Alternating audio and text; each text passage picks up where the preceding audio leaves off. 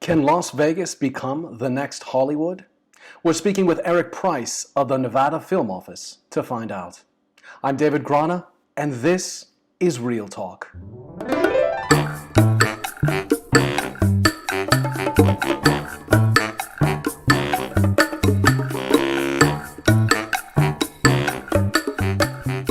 Eric Preiss, thank you so much for joining us today. Really appreciate it. David, it's great to be here. Thank you for having me. So I have to ask you, I'm trying not to put people in a spot where I traumatize them by having them remember 2020, but I do want to kind of take you back and ask you how did 2020 affect the film industry here in Nevada? Yeah, well, 2020 was and continues to be, as we move into 2021, a challenging time for everyone. And so how it has affected the film industry in Nevada is no different than how it has affected the rest of the world. In March, when things came down, production came to a halt, and everyone was trying to evaluate what's going on, what's this going to look like. And, as time passes and as we move through it, we begin to come up with solutions to those problems and look for ways to work around them and work through them so that we can get back to what we do, which is, produce content, produce films, television, media. So yes, it was challenging, but it's because of the challenges that we now look for the path to move forward. It's when you break a bone, when that bone heals, it heals back stronger and more resilient. So it's not as easy to break the next time. So that's where we're at. It was challenging. It continues to be challenging as people are not working as much on, and there's not as much content being created because of that. But as the vaccines roll out, as testing procedures become more widely available, we find our way to get back to where we were going and get back stronger. Now, I know a lot of shows right now are on pause. I think I read an article that even Netflix shows are going to be on pause, and we may see a delayed release of them. But do you, as the director of the Nevada Film Office, see this as an opportunity to go out and sort of pitch Nevada to these producers, to the Netflixes of the world, the YouTubes, etc.? Yes, this is a massive opportunity for us. What COVID has taught us is some things need to change. And it's also taught us that some things never change. So during COVID, we realized that, okay, people may not be working or they're working from home, but what are they doing? They're consuming more content than they've ever consumed in human history. The streaming services, Netflix, YouTube, Amazon, HBO, Hulu, everybody is consuming content at record levels. The content needs to be made, so now we got to make content at record levels to furnish the demand. We need that supply. So that has created opportunities where now we're having conversations. It's a combination of me reaching out to them, but more importantly, what's happening now is them reaching out to us. They're saying, we need to create more content. Where are we going to create it? Well, stage space in in LA is at a premium. You can't get stage space. Where do we go? Where's a natural way to grow? Nevada, specifically Southern Nevada, because of our connections with the industry over the last 100 years, is a great place for expansion of those opportunities. So it's a combination of both. I'm reaching out to them, but they're also reaching out to me. And it's like these opportunities have presented themselves partially because COVID has forced us to look at other places, and partially because just as that pie grows, it's got to go somewhere. And here is Southern Nevada with an economy and a base that is ripe to receive that and to build upon that further. Now, the film industry in California was established mainly for a few reasons. One of them is I guess the filmmakers at the time didn't want Thomas Edison to sue them for using knockoff cameras that were violating his patent. So that was one, and they were far away from New Jersey to be able to do that. The other reason, of course, is the elements, the weather. If you wanted to produce a film back in the early 20th century, you needed to be able to control the weather. You couldn't necessarily film in a blizzard, but you could certainly create it and make it look believable.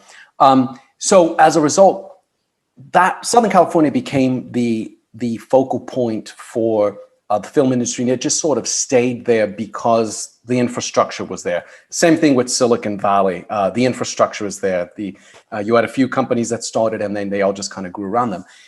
Today, if I look at, for example, the tech industry, you've got big companies that all of a sudden say, we can leave California, we'll go to Texas, Texas being, of course, one of the more popular destinations for tech companies. In film, we've seen a lot of production going on in states like Georgia. Georgia's probably the most popular one here in the US. We see a lot of filming going on in Canada, though probably to a lesser degree because of COVID.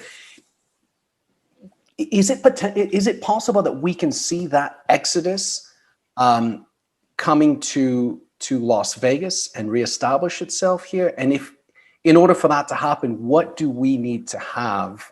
What base or foundation do we need to offer to these production companies to bring them here to reestablish themselves, or to establish a satellite office, let's say, or satellite production facility?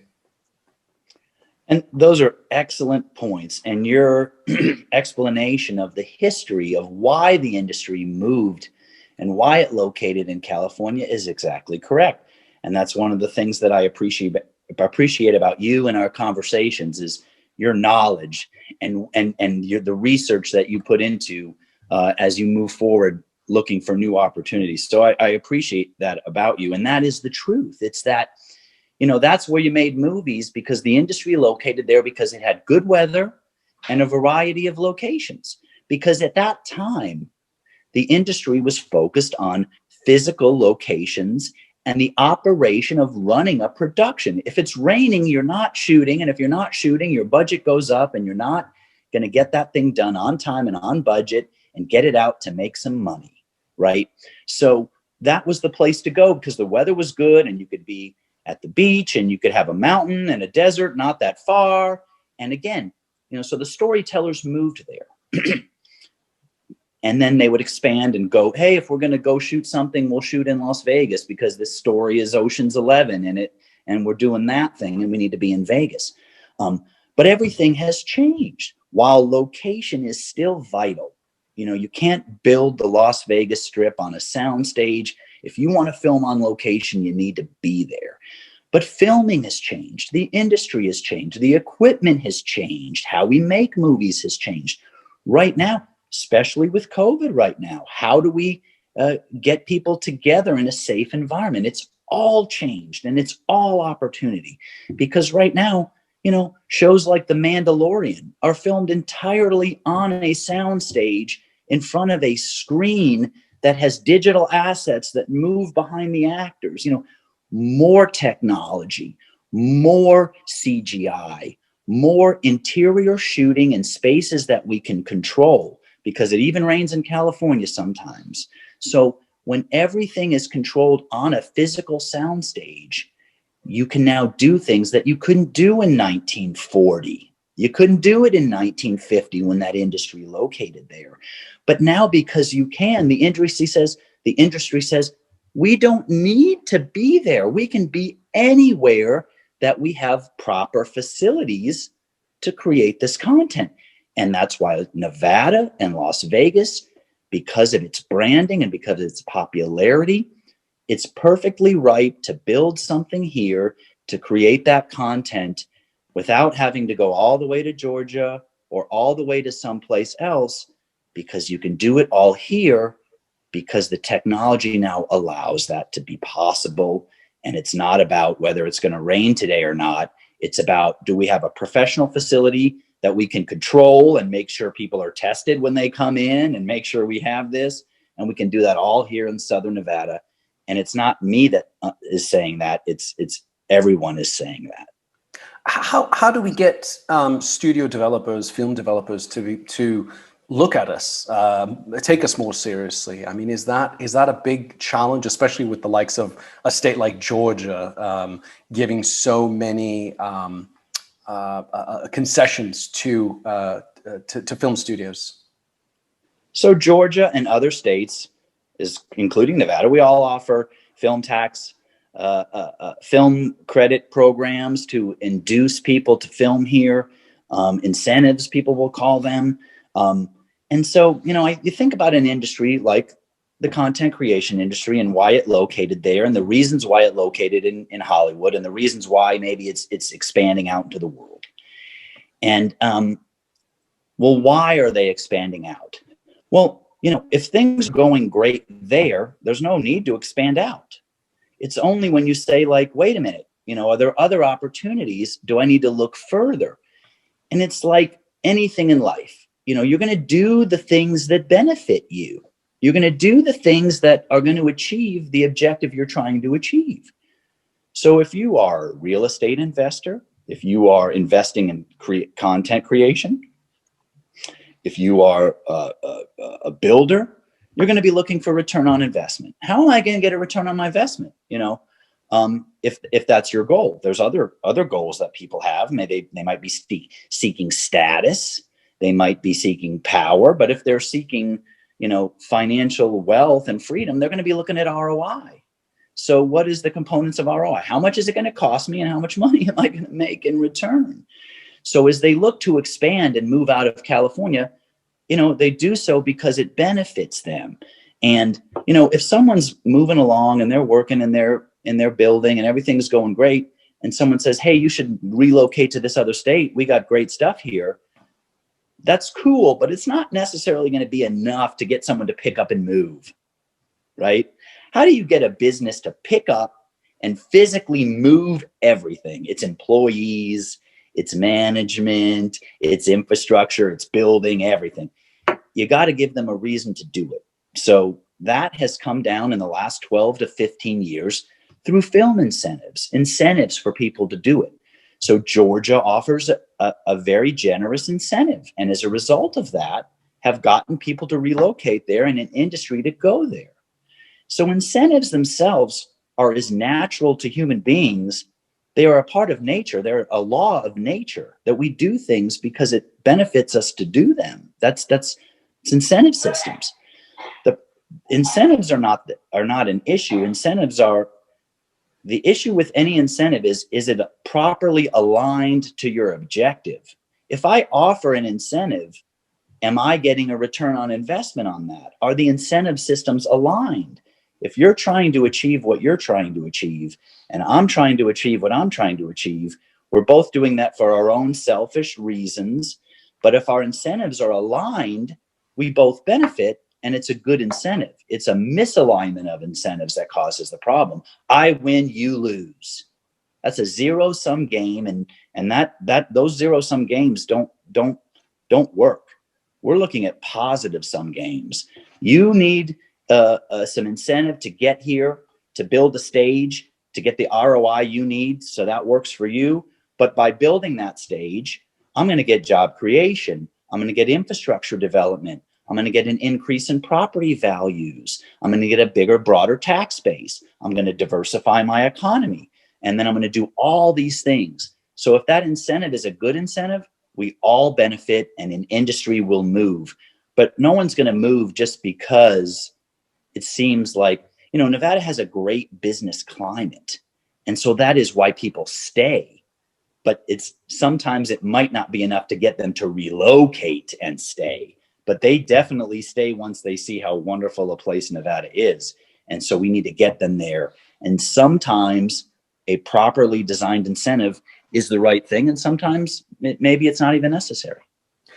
And it seems also having the services around that industry as well, having them relocate as well, not just the primary industry, but also editing companies, costume companies, etc. A lot of it seems like we do have a lot of it because of our stage productions that we have on the Strip. So I guess I wonder if for those shows that have shut down and have left us, some of the Cirque shows, for example, you still have the costume companies, you still have the audiovisual technicians, etc. I wonder if the fact that we already have that might be able to entice some of these companies to say, well, we've got the supporting services and products. We can just go and transplant ourselves. And yes, there's going to be a little bit of headaches in the beginning until we get accustomed to finding out who the right vendors are that we want to work with, etc. But it seems like we already kind of have a base for it. Would you agree that we already have sort of set the foundation for us to be able to attract studios? We definitely have the foundation. I mean, we have all the performers. We have the lighting and the grip and the riggers and the union and everyone.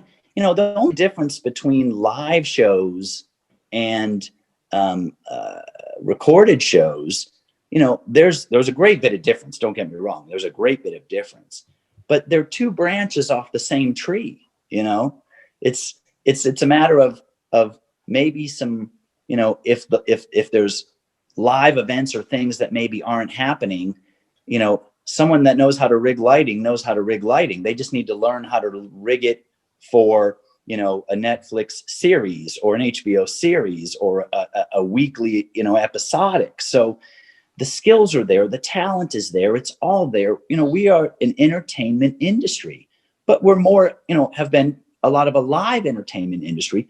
Plus the film industry has been here for many, many years. I mean, we could spend an hour just listing films that have been shot here. Where we lack is in infrastructure, as in development of real estate and infrastructure to unlock all these assets that are right now chained up, and the infrastructure unlocks the potential of it all. And what you said about all those supporting businesses is exactly correct. They're all here. But it's like in real estate terms, it's like a real estate development, right? When you get the Walmart or the Target and they anchor the shopping center, all those other businesses fill in because the anchor tenant has planted the flag, and then everything around it, including the coffee shops and the McDonald's and everything, because the anchor has been planted. So the studio or that big content creator is really the tenant that then anchors the center where all these come together and the development explodes. This industry is not unlike any other industry that you're familiar with and that you work in. And that's what makes it so, so relevant to what we're trying to do here. And we already seem to be popular amongst people working in it on the performance side. I mean, we are a lot of people don't realize this, but we're a hub for Hollywood actors, athletes, former athletes, to resettle here. I mean, we've got a great advantage when it comes to the fact that we don't have any income tax, cost of living. I mean, you can buy a $1.5 million super mansion in Summerlin for far less, probably a fraction of the price of what it would cost in Bel Air, Beverly Hills, or somewhere in Southern California. So we already seem to be popular with the performers. It's just a matter of getting the production side of it to kind of make its way here. I do want to pivot and say and ask you about this. Now, we've seen 2020 was a bad year for a lot of people, but it was not a bad year if you were Netflix, Disney Studios, NBC, or any of the big production companies that have streaming services. And by the way, I'm only naming a fraction of them. There's way too many to even name these days. It used to just be Netflix. Now it's a heck of a lot more. This growth seems to be very similar to the growth of films with speaking films, talkies as they used to be called. It seems to just be exploding. And it seems to be leaving sort of the old model of theaters behind, this and that. Where is this streaming service industry going, and how much more do you think the demand will be for studio space and services and actors and anyone involved in the whole production value chain? It is In my honest opinion, unlimited. It is unlimited. And the reason is the technology has unlocked leverage that did not exist before. Back in the day, right? If you wanted to create leverage, you would hire more people. There's only one David Grana. No one can do what he does, his particular skill set, knowledge, experience, everything. But he's only one person. And so his inputs equal his outputs, right? I can only spend an hour working on this and then I'll get paid for an hour. But as you grow, you hire people and you leverage your judgment through other people. Now I got 5 people working for me. I can do 5 times as much work as I could. So now my one input is multiplied by 5 because 5 people do the work with me. And if they got a question, I tell them what they should do. Same thing in real estate, same thing in development, everything. And then it's capital forms of leverage, right? I need someone to give me money so I can use the money to hire more people. So, another form of leverage, capital. Now we're into the 2 newest forms of leverage, code and content creation, the creation of media. So now you and everyone, including the streamers, can create a piece of content. That one input becomes unlimited outputs because you can reach the entire known universe. Whoever's got a telephone in their hand and some Wi-Fi can watch Game of Thrones, can watch this YouTube video, can listen to that podcast. And better than anything, it's permissionless leverage. You don't need anyone's permission. If you have to hire 5 people have to agree to work for you. If you want to go raise money, people have to agree to give you that money. You need that permission. But to sit down and write a piece of computer code that turns into Zillow, you don't need anyone's permission. As you grow, you'll need to bring people on. Or if you want to sit down and create a piece of media, you don't need anyone's permission. You do it and you leverage it through the use of the technology to reach the known universe. And on top of that, it will live on the internet for the rest of time. So the leverage is ultimate.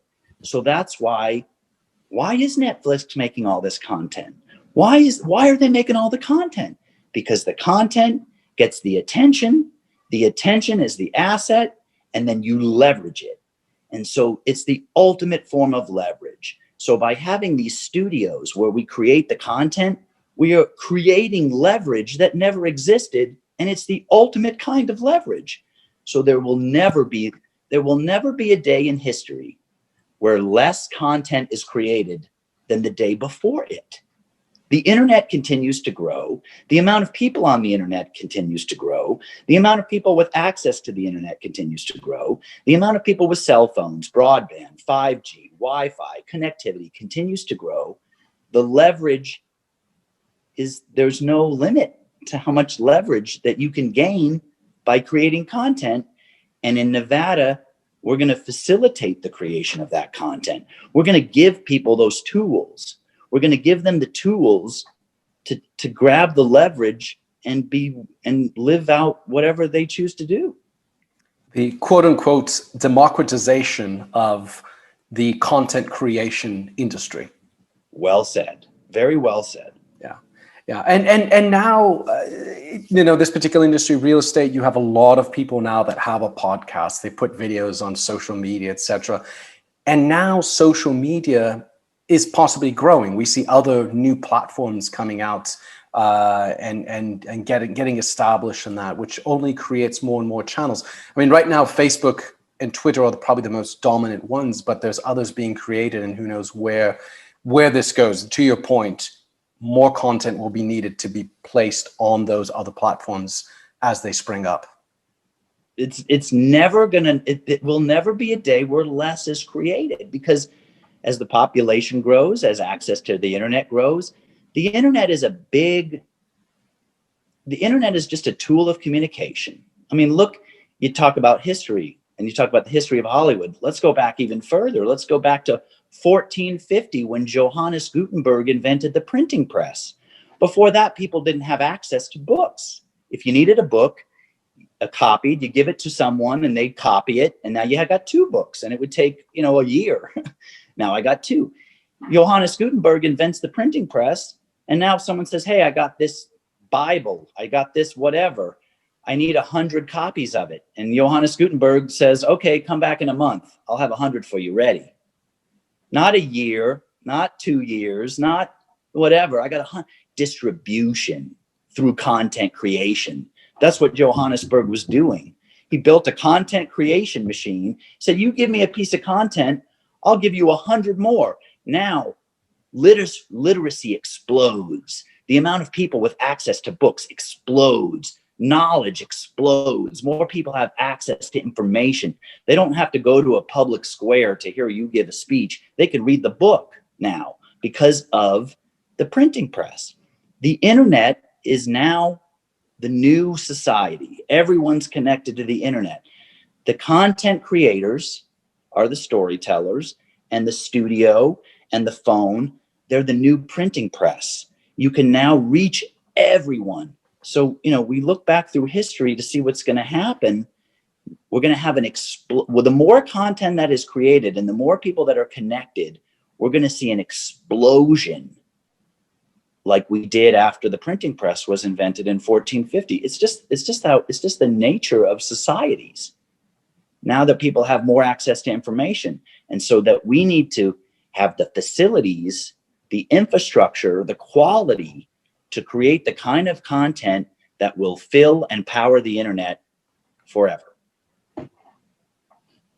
Eric, the future for Las Vegas, assuming we can get a YouTube studios to come here, or maybe a Netflix studios to come here, seems quite bright for Las Vegas. It seems like we're just right at that point where we could open this up and it could explode. And I hope that you and your office help to facilitate that and help expand the film industry here in Las Vegas.